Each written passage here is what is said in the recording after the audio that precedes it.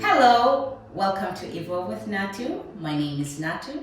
In this channel, we talk about a lot of things, but particularly on different topics on lifestyle, self-development, and self-improvement. If this is the first time you're tuning in, welcome aboard. We love having you here. And if you're a returning viewer or subscriber, thank you so much for your support. It means a lot to me. And a friendly reminder, if you have not subscribed yet, make sure that you're doing so. And I'd appreciate if you share this channel with your family and friends or anybody that you think might benefit from this content. So today I am over the moon. I am delighted to talk about a topic that I've always wanted to talk about, probably ever since I started this channel, but I wanted to make sure that I have my ducks in a row. Today we're going to be talking about managing your personal finances, tips and strategies.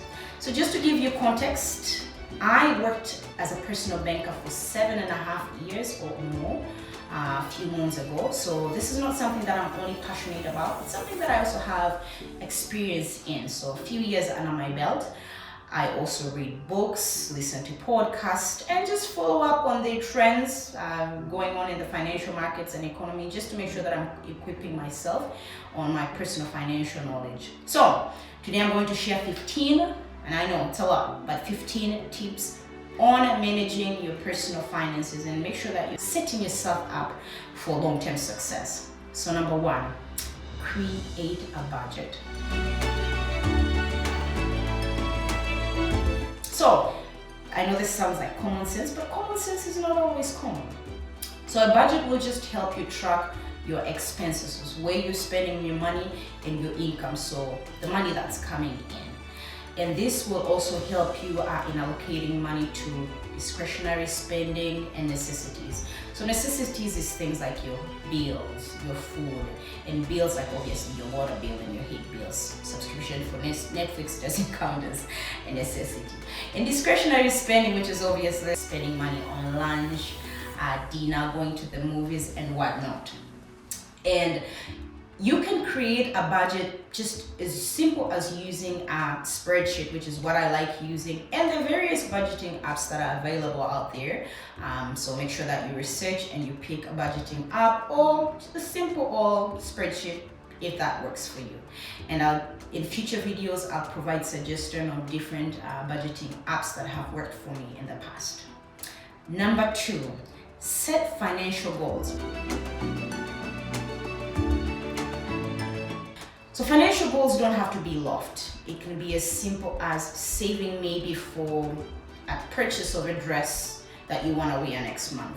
It can be as lofty as you're saving for a house, you're saving for a car, you're saving for a wedding. So making sure that you have those goals in place, it will help you know what strategies to implement, whether you're opting for a regular savings account or an investment account. And with saving, I should probably emphasize how important it is to have an emergency fund. So an emergency fund is a savings account that has at least 6 months worth of your expenses. Should anything happen to you, should you not have your job or have your businesses, you have that 6 months worth of expenses stashed. At least you can save more. And with that, you can also have a savings account which is for your sinking funds. So sinking funds is expenses that you know are going to be coming up. You're not surprised that they came up. Hey, you're saving for a vacation. You know you're not going to go on a vacation. Instead of you scrambling last minute, you have that money stashed away. You're saving maybe for car repairs. You know you have a car, your car will need repairs, whether it's once every 6 months or once every year. You're saving for that. You're saving for repairs in the house. Your faucet has broken down. You know that, you know what, I have money stashed aside for that. So make sure that you have those, you set those goals and you implement the right strategies depending on what your goals are, long-term and short-term. Number three, minimize your expenses. And making sure that you're living within your means. But some people might say living below your means, but hey, do you? I like living within my means. Sometimes even above, but that hasn't worked for me. So for some of you might prefer to live below your means, and that's fine. But by minimizing your expenses, make sure that you're reviewing your expenses regularly and see where you're spending money on things that you probably shouldn't be spending more money on. Maybe you're paying for subscriptions that you do not use, like gym. Some of us haven't been to the gym and you're paying for the gym subscription. Maybe it's time for you to cancel it, or maybe temporarily freeze it so that you can free up that cash until you're ready to commit. Maybe it's subscription fees for like maybe Netflix. Can you share maybe an account with somebody? So minimizing those expenses, or maybe you're eating out often. Can you maybe look at maybe stashing groceries in the house and cooking instead if you have the time to do so? So reviewing expenses and making sure that you're cutting unnecessary expenses so you can free up cash flow. One of the tips that I wish I had learned earlier, I learned this later in life, is negotiating your service fees with your service providers. So things like your cell phone bill, things like your cable bill. Most of these cell phone providers would have discounts and promotions periodically. So you want to make sure that you call them and you're taking advantage of those promotions and discounts, especially if you are a tenured or you're a long-term client of theirs. They do have those promotions to retain you as their client because you've been with them for a long time. So I have gotten into a habit of calling my service providers every 6 to 12 months, and I also compare prices with other service providers. My loyalty lies with whoever gives me a better deal, plain and simple. And the other thing that I also wanted to recommend, if you're buying things in bulk, if you're buying things regularly, buy them in bulk. So things like toilet paper, things like paper towels, instead of you just buy them as they finish, buy them in bulk. It will help you from spending money sporadically. You have a budget in mind, you're like, okay, I spend maybe a pack of paper towels every month. So you know every month you're budgeting to be buying a paper towel or a packet of paper towel. Number 4, manage your credit. And by this I mean 2 things. 1, prioritize paying your high interest revolving debt. So this is things like your loan, personal loan rather, things like your credit cards, making sure that you're cleaning up that high interest rate debt so that you're freeing up your cash flow, and also making sure that you are managing your credit score. So you're checking your credit score regularly to make sure that it's accurate, making sure that you're paying your bills on time, making sure that there isn't any discrepancies. Now with the heightened level of scamming that's taking place, some people might use your personal information and apply for credit products that might affect your credit. So making sure that you're checking that and making sure that your credit score is top notch. Here in Canada, a good credit score is anywhere from 600 to 700. A very good credit score is 700 to 800, and 800 and above is considered to be excellent. So why is it important for you to manage your credit score and making sure that it's top notch? When you're looking to borrow money from the lenders, particularly banks, they are going to use your credit score as one of the ways to assess your credit worthiness. So other than your debt to income ratio, they're going to see how good is your credit, how often do you fulfill your obligations, are you fulfilling them regularly, are you fulfilling them on time? So things like that will make sure that you have a top-notch credit score. That on top of obviously your debt to income ratio, making sure that that ratio is low, will make sure that you are worthy of being lent money to, or you can borrow money from these lending institutions. Number 5, this is also something that I wished I paid attention to my parents early on. Start saving early. And saving can be long-term, can be short-term, depending on what your goals are. And this, as I mentioned earlier, prioritize building an emergency fund. And this could be things like rainy day savings of at least 6 months worth of savings, and obviously having a sinking fund for those expenses that you know that are going to come up. So prioritizing on having those savings account for rainy days and for expenses that you are expecting. Here in Canada, we have different types of savings account. We have the high interest savings account. We have just the regular savings account. We have the registered retirement savings account, RSP. We also have the tax-free savings account, which is one of my favorites. And with this one, you are allotted every year up to a certain amount that you can contribute to tax-free. And the government is the one that determines what your tax amount is, or your tax-free amount is every year.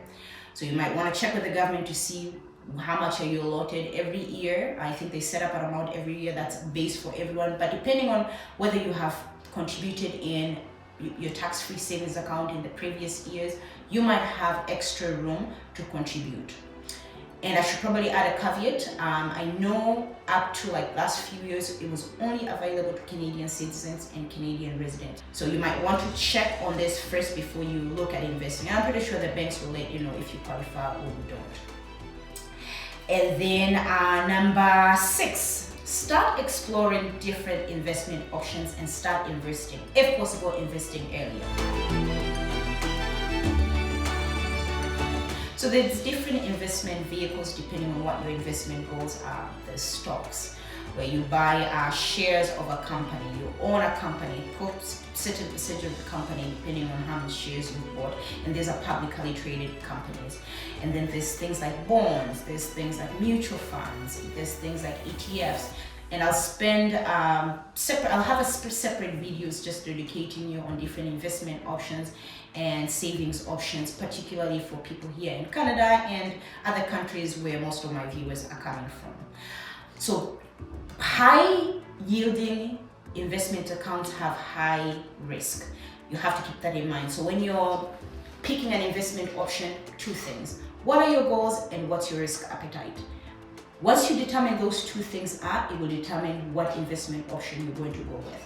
If you have a low tolerance for risk, then things like guaranteed investment certificates, things like GIC, that might be your best bet. Or maybe a bond or an ETF, which is also, ETF is a basket that has different stocks from different companies. A portfolio of them just bundled up together. So that tends to be slightly lower risk as opposed to investing in a singular stock.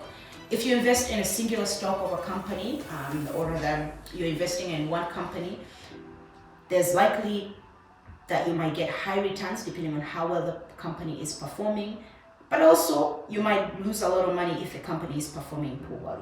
So make sure that you know what your risk appetite is and you're making your decision accordingly, and obviously putting your goals in mind. Number 7, insurance. So knowing what type of insurance you need depending on what stage you're in life. So there's different types of insurance. You can get property insurance, and this could be home insurance if you're owning, or rental insurance if you're renting. You can also get life insurance. God forbid anything happens to you today and you fall down, at least you're making sure that your family and any expenses that you leave behind are covered. Also things like health insurance, which countries like Canada, the government provides basic health insurance for free, and then you can supplement it with other health insurance providers. So for most of us, if you're working, your employer does provide you with a discounted price on these health insurances that you can take advantage of. So it's important that you ensure that you have adequate insurance, and you're also making sure that you're paying premiums that are not overpriced. So make sure that you do your research on which insurance providers are available in market, what are they providing, and making sure that you are getting insurance that doesn't only cover you, but it covers your loved ones and it covers your assets in case of anything. Number 8, start planning for your retirement. So I know people are thinking retirement is 65 years, 60 years, depending on where you are, but start planning early. There's a huge advantage to you starting planting a tree today as opposed to planting a tree 20 years from now. So here in Canada, we have different retirement savings vehicles, whether it's an investment or a savings account. The popular one is obviously our registered retirement savings account, RSP. You have things like a LIRA, and then you have things like a RIF. This is also a registered retirement investment fund, if I'm not mistaken. And you also have the pensions, some provided by the government, so the CPP, Canada Pension Plan. So making sure that you're researching what those options are. Some of them you can contribute directly through your employer, or if you have a business and you have that set up for yourself and your employees. And then some of them your employees can actually they can subsidize. So making sure that you're picking the right option for you and you're maximizing the options that are available to you. And with saving for retirement, it's also important, that's topic number 8, you need to start thinking and planning for estate planning. And this estate planning involves anything that surrounds planning for your properties, your estate. So having a will in place, having beneficiary designated in your investments, having a power of attorney should anything happen to you and you cannot make decisions, that power of attorney can make those decisions for you. So estate planning will help you making sure that your assets are distributed to the right people or the right sources in place when something happens to you and you have passed on. But the decisions are made according to what you wish to happen should something happen to you and you're not in the world in today or future days to come. That sounds very morbid. Yeah. I'm sorry. And then number 10. So estate planning was number 10. Yeah, I said number 8, but it was number 9. I said number 8, but I lied. Number 10. Making sure that you're increasing your earning potential. And by this, I'm talking about different ways to making sure that you're earning more money. So this could be 1, seeking career advancement opportunities for those of us who are working. Finding a job that pays you a little bit more than what you're earning right now, whether it's salary or benefits. 2, negotiating for a better salary at the beginning of your job or while you're still with your job, regularly just negotiating your salary and benefits to make sure that you're getting the best deal that's available to you based on your skills and based on what you bring to the table. The other thing that you can also look at is having a portfolio career. So making sure that you are monetizing your skills and passion by either having a part-time job or having a business, a small business, or depending on how big of a business, but you're having other income other than your regular income to supplement what you're earning. Other people who are good at investing, you're earning money from dividends. That's also another good source of income, and by earning those funds, you're earning, you're increasing your earning potential. And then number 11, this is not very popular, but depending on where you are in your trajectory or in stage in life, family planning. A lot of us don't think about this while we're planning for finances, but if you're thinking of having a family, getting married and having kids, or having children should you opt not to get married, the things that you need to think of or start planning for. So childcare, very, very costly, especially here in Canada. So making sure that you have money saved for that. If you don't have kids and you're looking maybe to expand your family in different means, preserving your fertility, like freezing your eggs maybe, or going for IVF, that's something that you need to start thinking of and start saving money for that. Things like the education and the health of your children, you need to also start saving for that before you start having kids, ideally. That way, once you start having them, then you have these things in place that you're just contributing to and growing those funds for them. And then that brings me to topic number 12. Home ownership. If that's something that's in the realm or in your plans of investments or savings rather, you need to start thinking, what would it take for you to start having a home, if you want to own a house or a home rather. So things like down payment, how much of a down payment will you need? This is probably one of the biggest costs that's associated with owning a home upfront. And then your closing fees, like how much would you need for closing fees, whether it's a short-term or long-term, depending on what you're looking to use that home or investment property for. Number 15, this should be common sense, but as I say, common sense is not always common. Seek advice from professionals. These could be financial advisors, financial coaches who are certified, especially if you're looking to make a major financial decision, whether it's purchasing a home or making a major investment. Making sure that you're consulting specialists or people who are well versed in the financial planning realm. That way you're making the right decision, making sure that you're covered, you're guided in the right direction.